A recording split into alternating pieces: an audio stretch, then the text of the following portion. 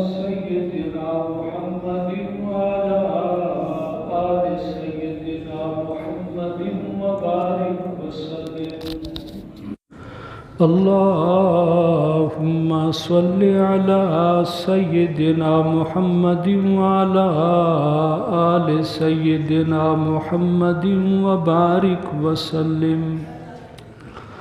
اللهم صل على سيدنا محمد وعلى آل سيدنا محمد وبارك وسلم.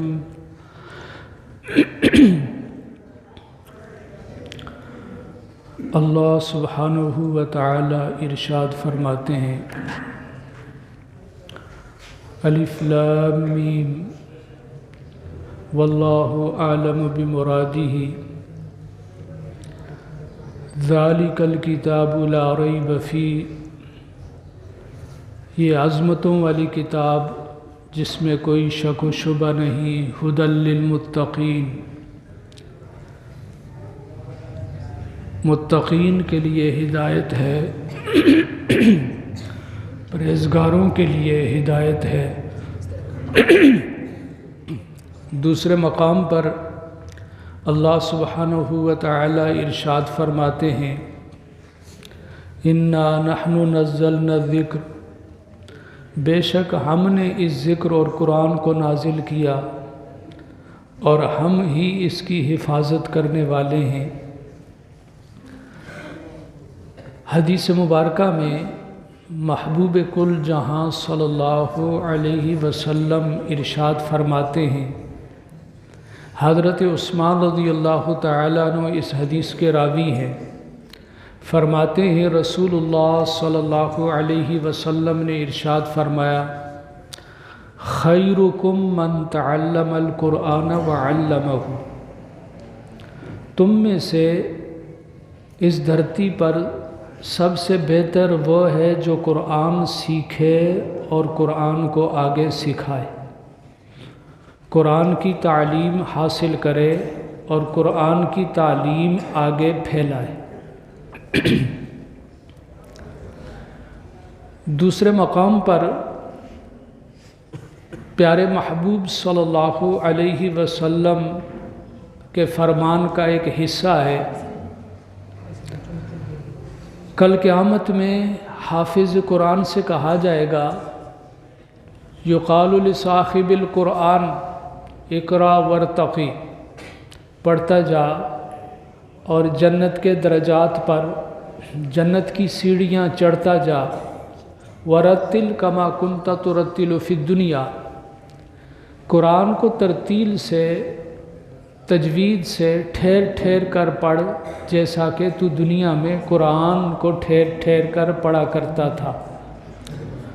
فَإِنَّ مَنزِلَكَ عِنْدَ آخِرِ آیَةٍ تَقْرَؤُهَا، تیرا مرتبہ قرآن کی وہ آخری آیت ہے جہاں تو اس کو قرات کر کے پڑھ کر پہنچے گا تو تیرا وہ آخری مرتبہ اور مقام ہوگا.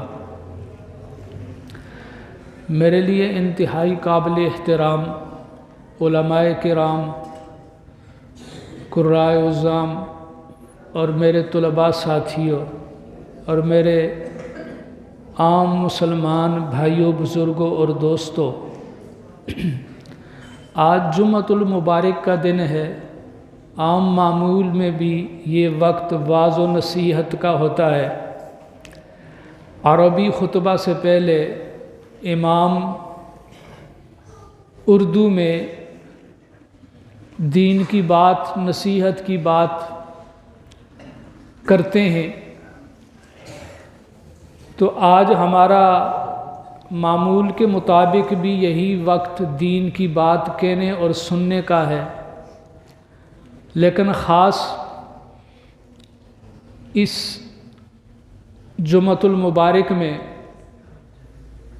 مولانا صاحب جو یہاں کے امام اور خطیب ہیں، حضرت مولانا سیف اللہ حفظہ اللہ،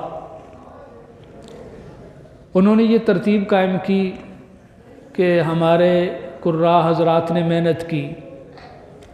ہمارے حفظ کرنے والے بچوں نے جو قرآن کے حافظ بن رہے ہیں انہوں نے محنت کی، اور ان کی محنت کا تسلسل سالہ سال سے ہے، کم از کم بھی متوسط 3 سال تو لگتے ہیں ایک بچے کو قرآن کا حافظ بننے کے لیے۔ ان کی شب و روز، دن اور رات کی محنت، اور اس محنت کا ثمرہ اور پھل آج اس کا اظہار ہے۔ اور جو بچے جنہوں نے اپنے سینے میں اللہ سبحانہ و تعالیٰ کے کلام پاک کو محفوظ کیا، ان کے لیے انتہائی خوشی اور انتہائی سعادت کا یہ وقت ہے کہ اس مدرسہ جامعہ اسلامیہ مدنیہ کے 17 بچوں نے قرآن مجید اپنے سینے میں حفظ مکمل کیا۔ یہ بچے انتہائی مبارکباد کے مستحق ہیں۔ ان کے اساتذہ، اس ادارے کے منتظمین، اس ادارے کے محلہ دار معاونین، جنہوں نے 1 روپیہ بھی اس مدرسہ کے تعاون میں خرچ کیا، وہ بھی مبارکباد کے مستحق ہیں۔ بلکہ میں یہ کہوں گا کہ اکثر نمازی حضرات کو جہاں بچے ہوں، مدرسہ ہو، تو ان کی ننھی مونی شرارتیں بعض اوقات ان کی سنجیدگی اور وقار کے خلاف ان کو لگتی ہیں، اور وہ تنگ بھی ہوتے ہیں۔ لیکن میں ان کو کہتا ہوں کہ یہ ننھے منھے فرشتے شرارتی ہیں، اور ان کی شرارتیں بھی، ان کی ادائیں معصومانہ، یہ بھی اللہ رب العالمین کو بہت ہی پسند ہیں۔ پیارے آقا محمد الرسول اللہ صلی اللہ علیہ وسلم چھوٹے بچوں کی معصومیت کا بڑا خیال رکھتے تھے۔ اما فاطمہ رضی اللہ تعالیٰ عنہا سے فرمایا، حدیث پاک میں آتا ہے کہ فاطمہ ان کو نہ رلایا کرو، حسن حسین کو، کہ ان کے رونے سے میرا دل بھی دکھتا ہے۔ نبی پاک صلی اللہ علیہ وسلم سید الانبیاء، ان کے سجدے کتنے عظیم، ان کی نمازیں کتنی عظیم، اللہ کے محبوب نماز میں ہیں۔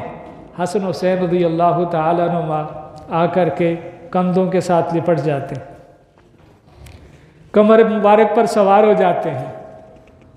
محبوب کل جہاں صلی اللہ علیہ وسلم اپنے پیارے نواسوں، اپنے پھولوں کی دلجوئی کے لیے اپنا سجدہ لمبا فرما دیتے۔ تو اس لیے ان معصوم بچوں کی شرارتوں کو دیکھ کر جو مسکرائے اور خوش ہوئے، انشاءاللہ وہ بھی اجر میں شریک ہے۔ بلکہ وہ بھی شریک ہیں جو ان کی شرارتوں کو دیکھ کر غصہ آیا، پھر قابو کر لیا کہ بڑے عظیم لوگ ہیں، قرآن پڑھنے والے، ان کے گناہ کم ہیں، بڑے عظیم لوگ ہیں، یہ کل کو میرے لیے سفارشی بنے گے۔ میرے جذبات تو ہیں، شرارتیں کر رہے ہیں، غصہ آیا، لیکن میں برداشت کر لیتا، وہ بھی اس میں شامل ہوں گے۔ اور علماء نے بڑی عجیب بات لکھی ہے، فرمایا یہ جو حفاظ کو اللہ تعالیٰ سفارش کا حق عطا فرمائیں گے، حدیث پاک سے ثابت ہے، 10 لوگوں کے لیے سفارش کریں گے جن پر جہنم واجب ہو چکی ہوگی۔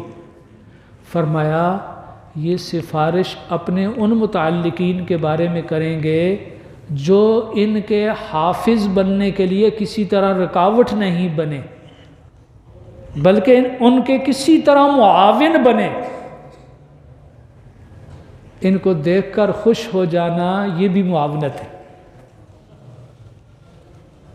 میرے بھائیوں، جو اصل بات میں عرض کرنا چاہ رہا ہوں، یہ تو آج اس تقریب کے دولے ہیں، ان کی نسبت سے یہ تقریب ہے، یہ ہمارے سروں کے تاج ہیں، یہ خوبصورت گلدستہ ہیں، جو گلدستہ اس مدرسہ نے آپ کے سامنے پیش کیا، یہ اللہ رب العالمین کے بھی محبوب لوگ ہیں،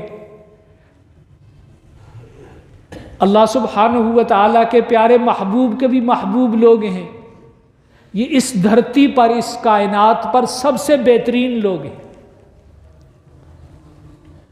اللہ سبحانہ و تعالیٰ نے اپنا کلام پاک اپنے پیارے محبوب صلی اللہ علیہ وسلم پر نازل فرمایا،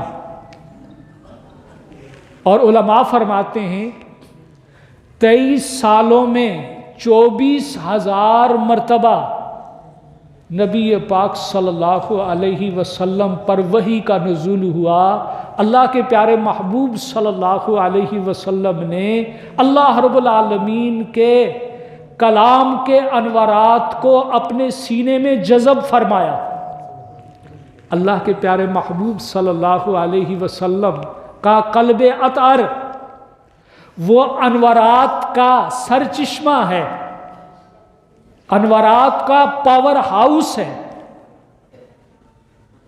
میرے بھائیوں، ابھی لائٹ جلتے دیکھ رہے ہیں، بلب جلتے دیکھ رہے ہیں، بجلی پر کتنی چیزیں بجلی سے روشن ہو رہی ہیں۔ یہاں ہمیں ایک بلب روشن نظر آ رہا ہے، تو بھائی یہ ویسے ہی نہیں جل رہا، روشن نہیں، بلکہ اس کے پیچھے ایک پاور ہاؤس ہے، گریڈ اسٹیشن ہے، ایک پورا پیچھے پاور ہاؤس ہے جہاں بجلی بن رہی ہے، تربیلا ہو یا کہیں بھی، وہاں سے باقاعدہ یہ ایک بلب ہے، یہ بھی جڑا ہوا ہے، اس کا تعلق بھی وہاں جڑا ہوا ہے، تب یہ روشن ہے۔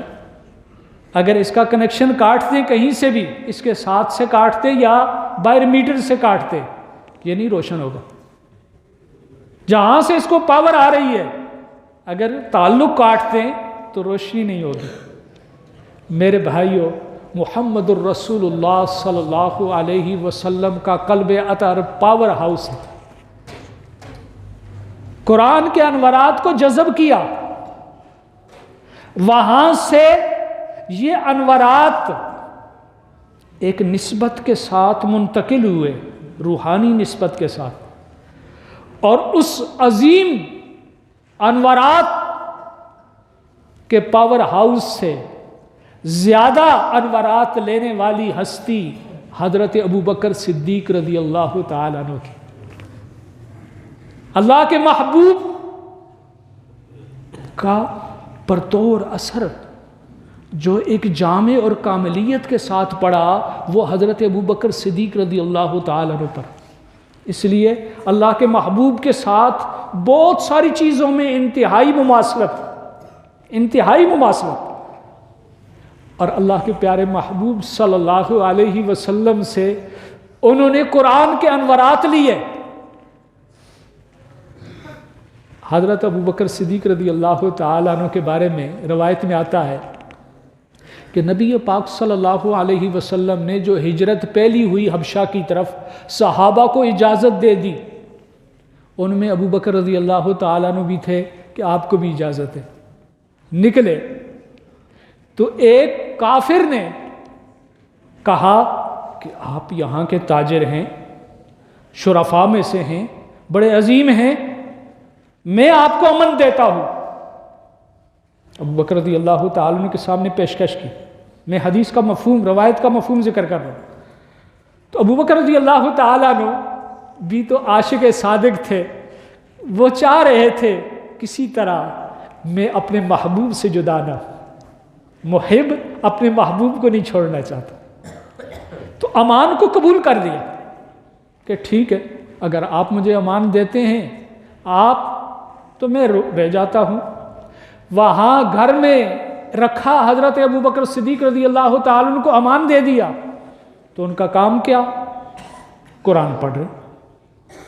حضرت عثمان غنی رضی اللہ تعالیٰ عنہ فرماتے ہیں، جتنا سینہ ایمان کے نور سے منور ہوگا، سینہ صاف ہوگا، اتنا قرآن پڑھنے سے دل نہیں بھرے گا۔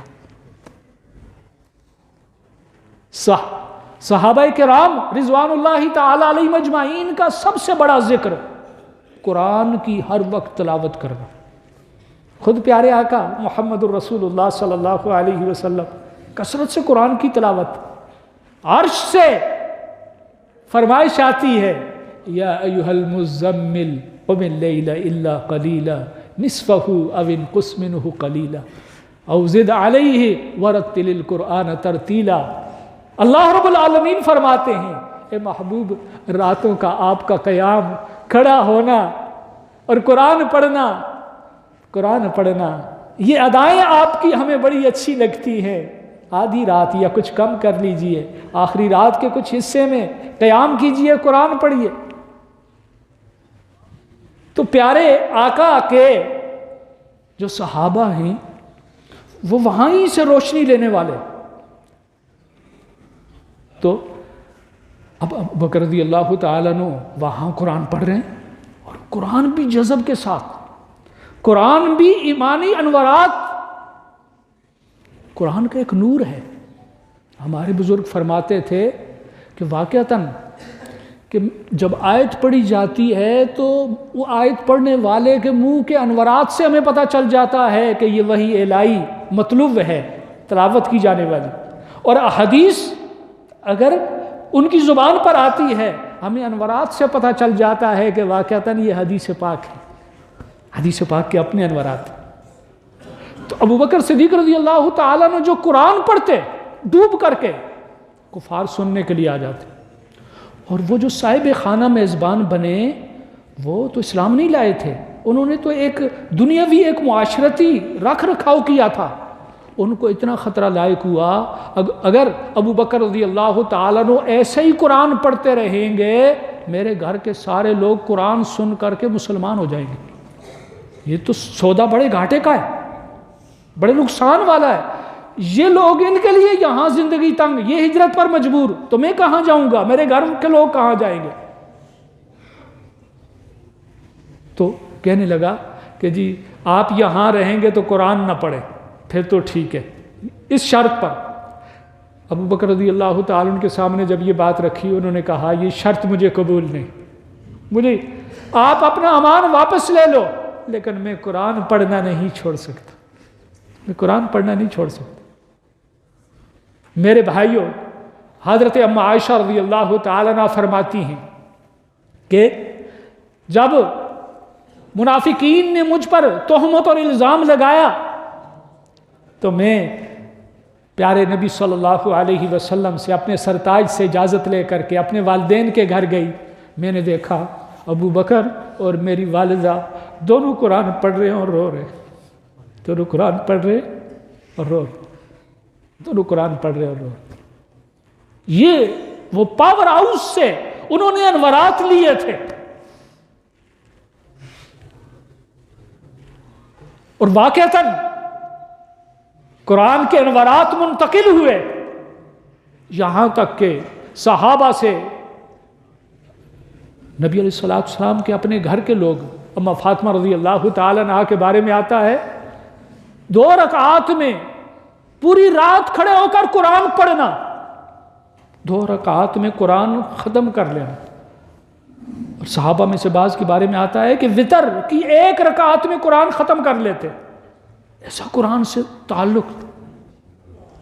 فرمایا جب وہ قرآن سنتے ہیں تو فرمایا ان کی آنکھیں آنسو بہاتی ہیں اور انہیں حق سمجھ آ رہا ہوتا ہے, اللہ کا کلام ہے, یہ اللہ کا فرمان ہے, یہ حق ہے, یہ سچ ہے. میرے بھائیوں, ایسے ہی یہ پاور ہاؤس سے یہ نور اور یہ انوارات قرآن کے منتقل ہو کر آئے ہمارے اسلاف کی زندگیوں میں. جہاں بھی ایک دینی تحریکات چلی اس کے پیچھے بنیاد قرآن ہی ہے, قرآن کی محنت ہے. امام ابو حنیفہ رحمہ اللہ تعالی, اللہ سبحانہ و تعالی ان پر کروڑوں اربوں رحمتیں نازل فرمائے, جو ہمارے بڑے امام ہیں 4 ائمہ میں سے.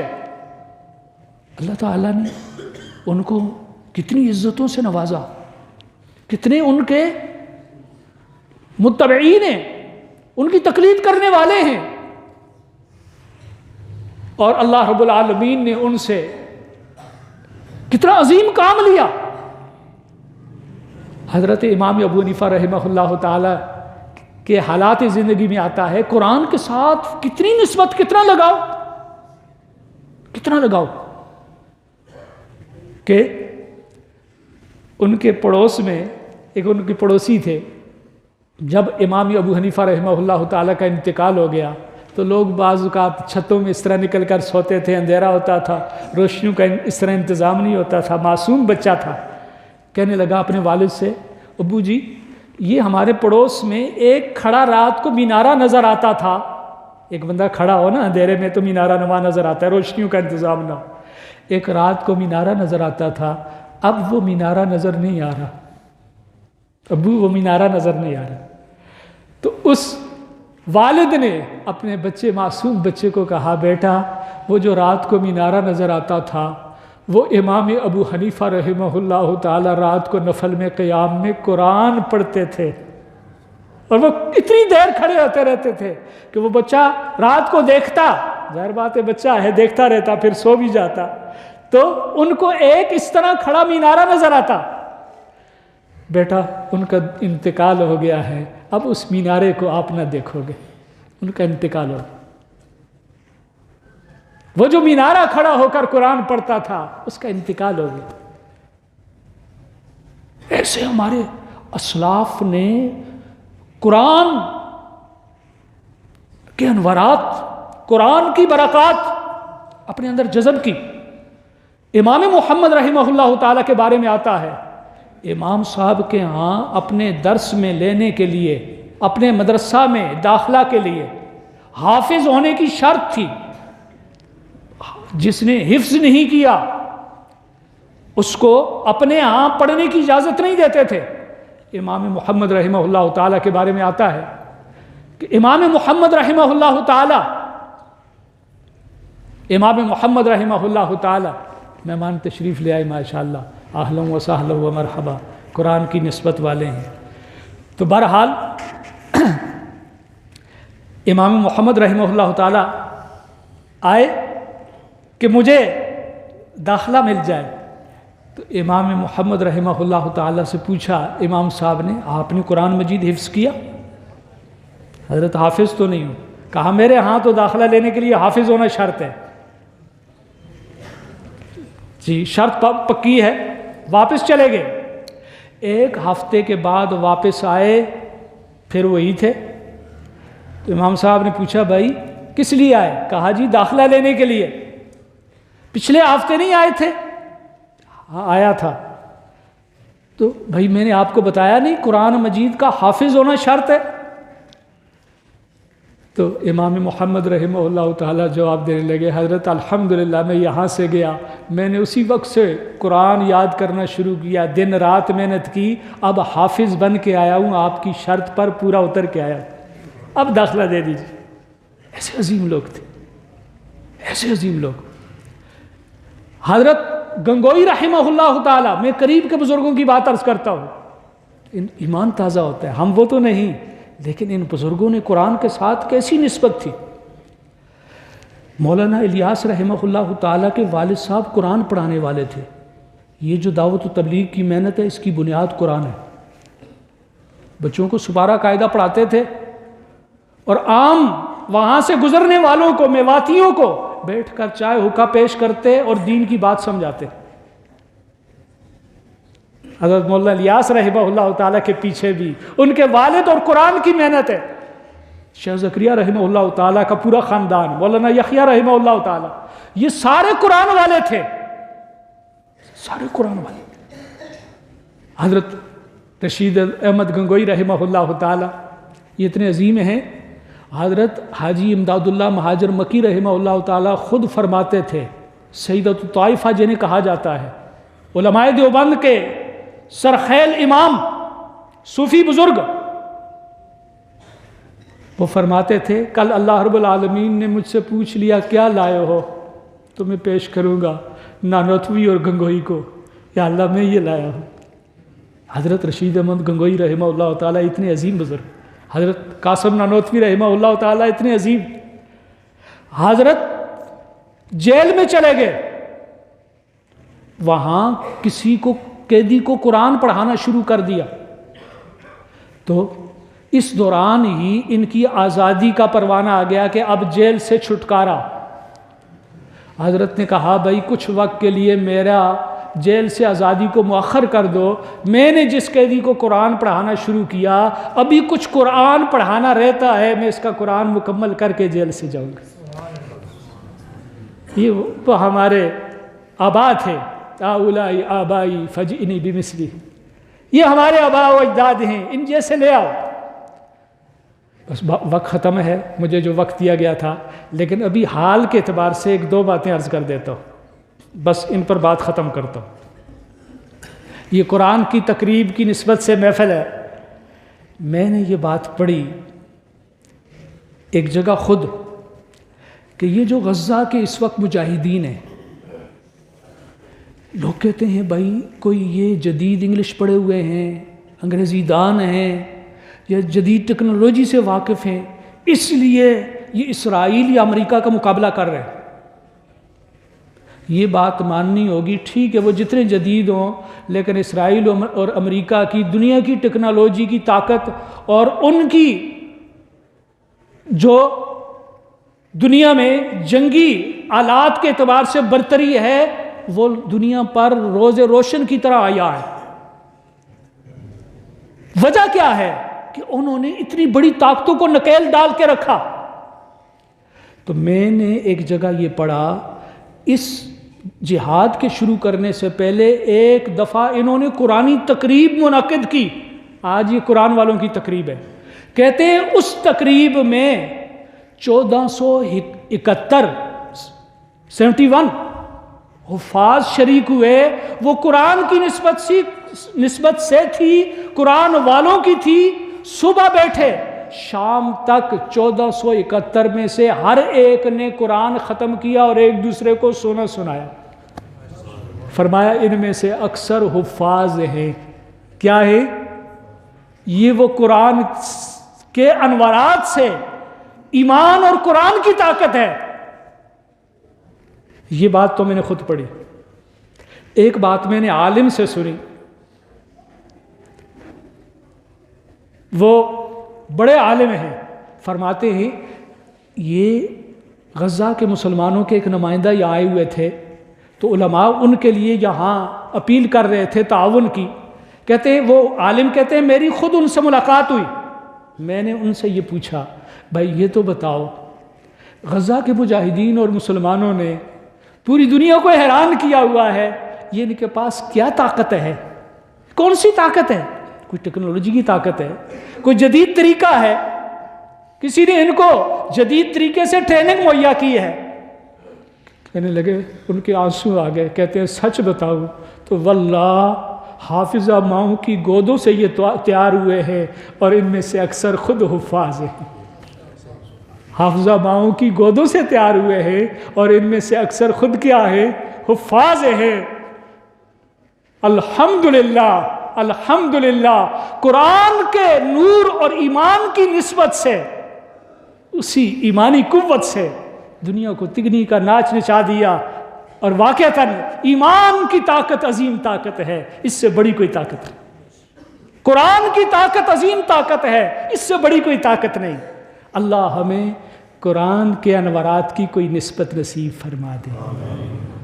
میرے بھائیوں، پہلے تو یہ عزم کرو، خود ارادہ کر لو کہ میں روزانہ بلا ناغہ خود قرآن کی تلاوت کروں گا۔ میں ایک آپ کا بہت ہی گنہگار آدمی ہوں، تحدیث بن نعمت کے طور پر عرض کرتا ہوں، الحمدللہ بزرگوں اور اپنے اساتذہ کی تھوڑی سی ترغیب کی برکت سے مجھے قریب میں یاد نہیں کہ کوئی دن میرا قرآن کی تلاوت کے بغیر گزرا ہو۔ اللہ اس پر استقامت نصیب فرمائے۔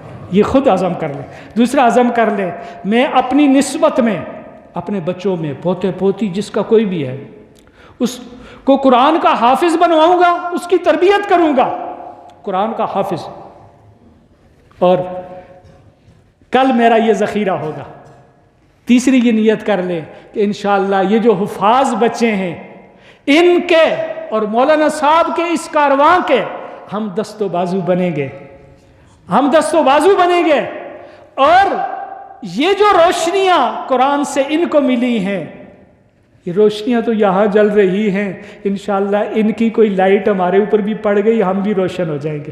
کل پلسرات پر یہ ہنستے مسکراتے بھاگیں گے، ہمیں بھی کہیں گے یہ ہمارا نمازی تھا، یہ ہمارے ساتھ تعاون کرنے والا تھا، محبت کرنے والا تھا۔ میں یہ کہتا ہوں ان کی شرارتوں کو دیکھ کر کے آپ خوش ہوا کریں جیسے اپنے پوتے نواسوں کی شرارتوں کو دیکھ کر خوش ہوتے، دعائیں دیتے، خوش ہوا کریں۔ انشاءاللہ کل یہ آپ کے سفارشی ہوں گے۔ اللہ سبحانہ و تعالی جو کہا سنا اس پر عمل کی توفیق نصیب فرما دیں، اور اللہ رب العالمین ہمیں قرآن کے انوارات نصیب فرما دیں۔ اللہ رب العالمین ان بچوں کو انتہائی ان کے قرآن حفظ کرنے کو قبول فرما لیں، ان کو قرآن کا پکا حافظ بھی بنائیں، قرآن کا عالم بھی بنائیں، قرآن کا داعی بھی بنائیں۔